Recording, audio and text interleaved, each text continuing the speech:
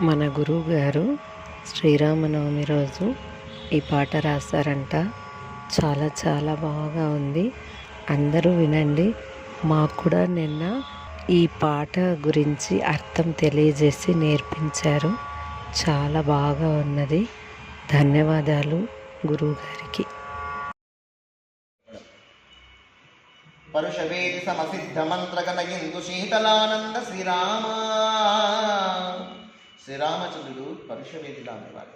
రామనామాన్ని స్మరించిన, రామకథను చదివిన, శ్రవణము చేసిన, పరుషవేది తాకినటువంటి ఇనుము ఏ విధంగా అయితే బంగారం అవుతుందో, రామనామము స్మరించిన, రామకథను చదివిన, రామకథను వినిన వాళ్ళు కూడా శ్రీరామచంద్రులాగా తయారైపోతారు.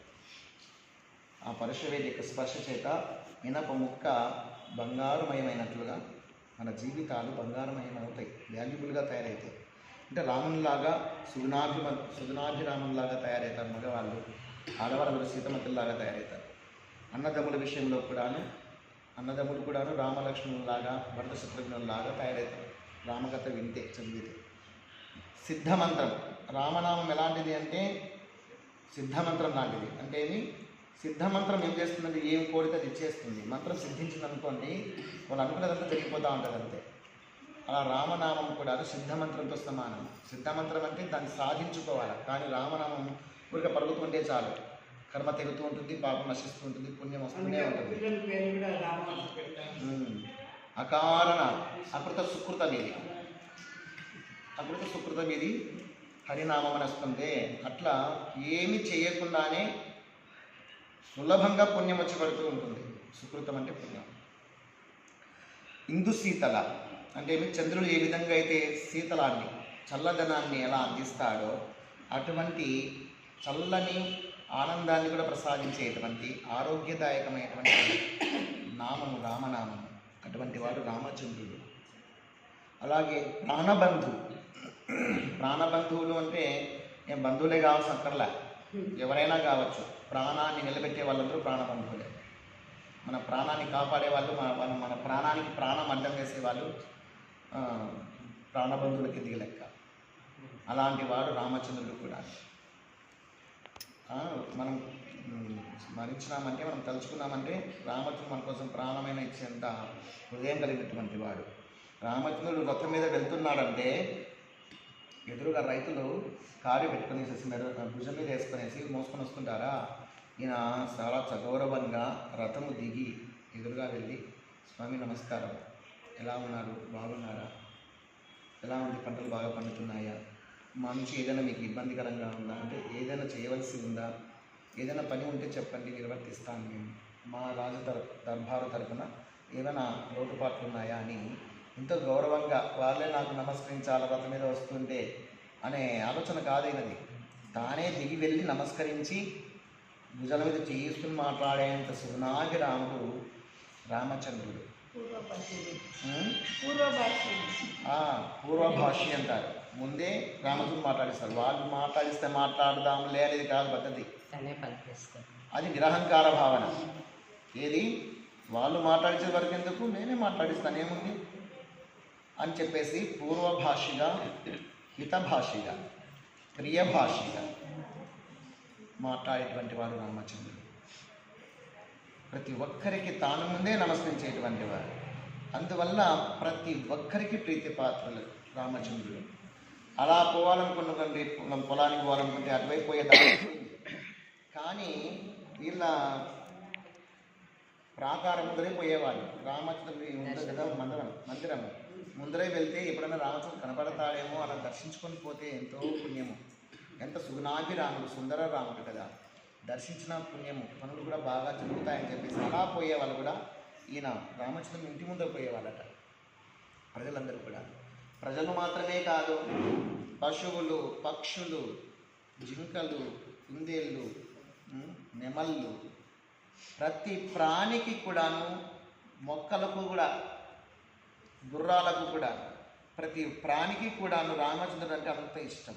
ఆయన చూడాలని వచ్చిపోయాడు. అలా వచ్చిపోయాడు రామచంద్రుని దర్శనం కోసం. ఎంత సుగుణాలు, ఆ భాగ్యం ఎవరికి లభిస్తుంది?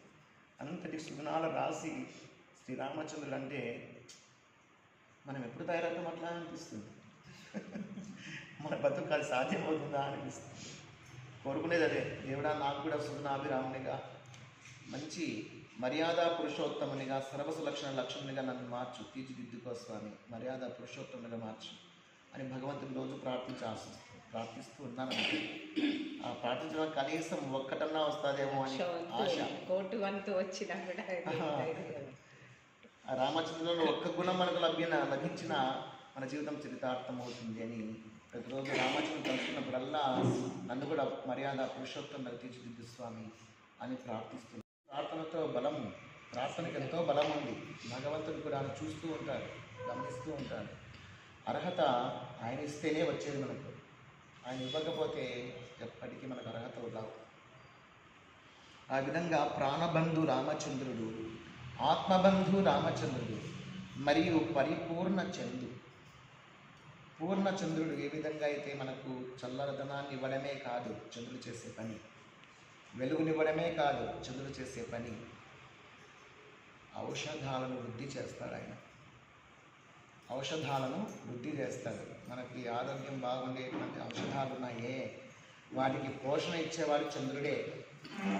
చంద్రుడు లేకపోతే ఆ పోషకాలు రావు, ఆ ఔషధాలు అభివృద్ధి చెందవు.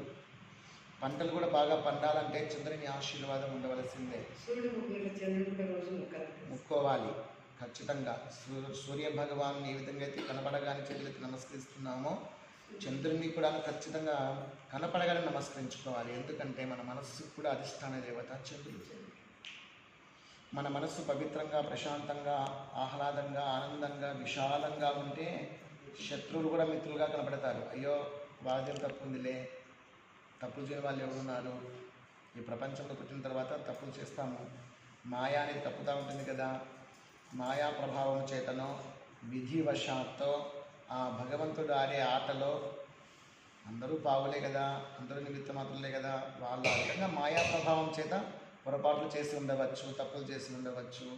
దాన్ని మనం అంతగా పట్టించుకోవాలన్నా, ఏం శాశ్వతం పట్టించుకోవాలా, ఏం ఇక్కడ మనం ఏం పోగొట్టుకుంటున్నామని, ఏం తెచ్చుకున్నామని, పోయేటప్పుడు ఏమైతే పెట్టుకుపోతామని, ఇవన్నీ మధ్యలో వచ్చినాయి. అవ్యక్తాదీని భూతాని వ్యక్త మధ్యాని భారత అవ్యక్త నిధనాన్యేవ తత్రకా పరిదేవన అని భగవంతుడు శ్రీకృష్ణ పరమాత్ముడు భగవద్గీతలో 2వ అధ్యాయంలో 28వ శ్లోకంలో చెప్తాడు. అర్జున, పుట్టుకకు ముందు ఈ ప్రపంచం కనిపించలేదు, మళ్ళీ మరణించిన తర్వాత కనిపించదు ఈ ప్రపంచం. ఈ ఉన్న కొన్నాళ్ళల్లో, జీవించి ఉన్న కొన్నాళ్ళల్లో ఇక్కడ ఉండేటివే వాడుకుంటావు, మళ్ళీ ఇక్కడే అన్నీ వదిలేసి వెళ్ళిపోతావు. అని వీటి గురించి ఎందుకు చింత చేస్తున్నావు నువ్వు? ఆలోచించేసే విషయమా ఇదేమన్నా అని చెప్పేసి అర్జునునికి జ్ఞానబోధ భగవంతుడు చేస్తున్నాడు. ఆ విధంగా జ్ఞానం కలిగి, అంటే మనసు విశాలమైతే ఇవన్నీ గుర్తుకొస్తాయి. మనసు విశాలమైతే ఇవన్నీ గుర్తుకు వచ్చేసి మానవుడు ఏం చేస్తాడు, శత్రువులను కూడా మిత్రులుగా చూస్తాడు. అయ్యో వాళ్ళు కూడా నిమిత్త మాత్రమైన బొమ్మలే, జగన్నారక సూత్రధారి ఆయన, వాళ్ళు నన్ను ఏదైనా బాధ పెట్టినా, కష్టపెట్టినా, ఇబ్బంది పెట్టినా, నష్టపరిచినా భగవంతుడు నాకేమైనా పరీక్ష పెట్టాడేమో, వాళ్ళ ద్వారా నాకేమైనా పరీక్ష పెట్టినాడేమో, కోపాన్ని దిగాను. అలాగా రామచంద్రుడు కూడాను మనకు మంచి హృదయాన్ని, మంచి మనసును ప్రసాదిస్తాడు. దర్శిస్తే చాలు, స్పర్శిస్తే చాలు, నమస్కరిస్తే చాలు, స్మరిస్తే చాలు. రామచంద్రుని యొక్క మహిమ అమోఘం. రామ అనే పదం వచ్చిందే 2 మంత్రాల నుంచి.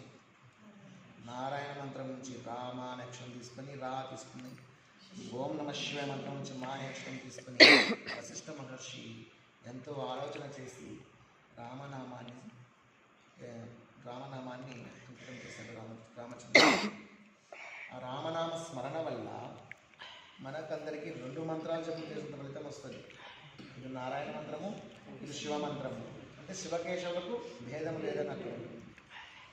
అంతేకాకుండా 3 సార్లు రామ అంటే చాలా ఏకంగా సహస్రనామాలు చెప్పినంత ఫలితం వస్తుంది. విష్ణు సహస్రనామాలే చెప్పినంత ఫలితం 3 సార్లు రామ అంటే వస్తుందంట. యారా లావా శేష అనే వరుసలో 2వ అక్షరం కదా రా. మా అనే అక్షరం వచ్చేసి పాప బాబా మాలో 5వ అక్షరం అవుతుంది. ఆ 2 × 5 ఎంత? 10. ఒకసారి రామ అంటే 10, రెండోసారి రామ అంటే 10 × 10 100. మూడోసారి రామ అంటే 10 × 10 × 10 1000 అని మన పెద్దలు దాన్ని నిర్ణయించినారు. 1000కి లెక్క చెప్పినారు. ఏది ఏమైనా రామనామం అనేది అత్యంత శక్తివంతమైన మంత్రము అని, ఎంత జపం చేస్తే అంత పుణ్యము అని, భగవన్నామం అనేది మనల్ని మోక్షానికి తీసుకెళ్తుందని, తారక మంత్రం అని చెప్తారు. రామనామాన్ని తారక మంత్రం అంటే తరింపజేసేది. తారక మంత్రము కోరిన దొరికెను ధనుడనై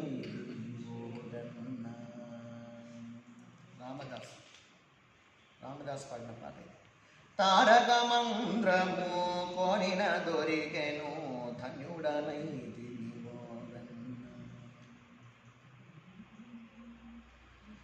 యమకింకరులకు కూడాను నేను దొరకను, మళ్ళీ పుట్టుట ఇక సున్నా అంటాడు ఆయన. మళ్ళీ పుట్టడం అనేది ఇంకా సున్నా, నేను పుట్టను, ఇంకా ఇదే చివరి జన్మం నాకు అంటాడు. తారక మంత్రం నాకు లభించింది. అటువంటి మహత్తరమైనటువంటి మంత్రంగా ఎందరెందరో రామనామాన్ని జపించి తపించి తరించి మోక్షాన్ని పొందినాడు, మనకందరికీ ఆదర్శంగా నిలిచినాడు. అటువంటి వాడు రామచంద్రుడు. మీ వివరాలు చెప్తూ పోతే సంకీర్తన నేర్చుకోలేదు, అందుకే వద్దు అని